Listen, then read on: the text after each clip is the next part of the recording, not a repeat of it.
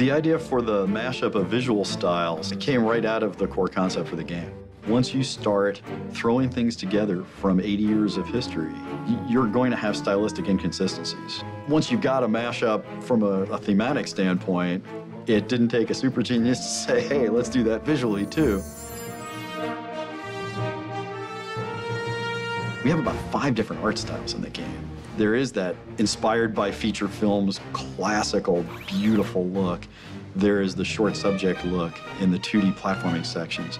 But we also have CGI, intro and endgame, really, computer rendered graphics. A lot of our storytelling moments are told in a style that looks like storyboards or concept art brought to life. There are all these different styles coming together, but in a game that's supposed to be a mashup of 80 years of Disney history, why shouldn't the art style be a mashup too? It took us a little bit to get our head wrapped around, how we wanted to mash up some of these inspirations, the Haunted Mansion from every different park, as well as, the Lonesome Ghost cartoons. How do those fit together? Different animators from different periods animated differently. So we had an interesting challenge of how to merge all the different styles together. Stylistically, you can figure that out, but from a game design standpoint, the characters that you're going to use and the mechanics and the gags from the old films and the rides, and how do you put these together in an interesting way that's going to keep the player pushing through to explore all of the little nooks and crannies to find out where those inspirations lie. I'm hoping people will accept that, because most games go for a consistent, style start to finish, and I very specifically didn't want to do that. I wanted to be inspired by a variety of Disney styles, because we had a variety of Disney styles to draw from.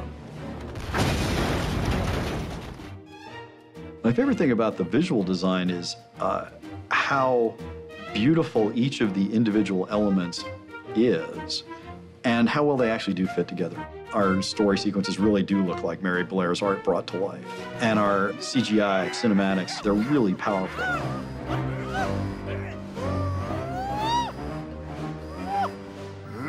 There's like these established sets of rules that people just accept when it comes to a game world. When you make a cartoon game world, all bets are off, because in cartoons, things don't do what everyone normally assumes they're going to do. So we're working with getting the player to understand the rules of the cartoon universe and then how to express themselves through those rules. We've got these 2D travel sections that are really kind of classic platforming adventures, and there are a lot of them, and they occupy a fair amount of screen time, of play time, and those are inspired directly by the short cartoons. I want players to feel like they're in Steamboat Willie and in Lonesome Ghosts and in Clock Cleaners. The 3D zones in Disney Epic Mickey, those are the bigger spaces, or the more wide open spaces, and the 2D transition levels basically connect the 3D spaces, so they're meant to be a little bit of a whimsical breather.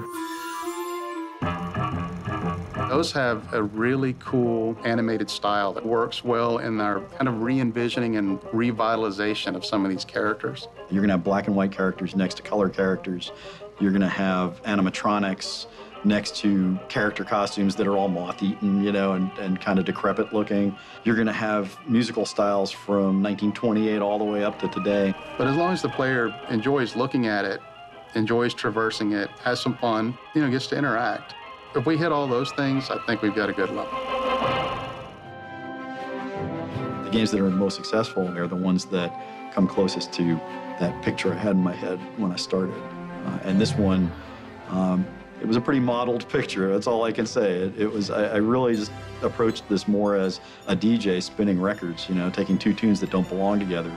Each sounds good on its own, but they sound like something completely different when you combine them.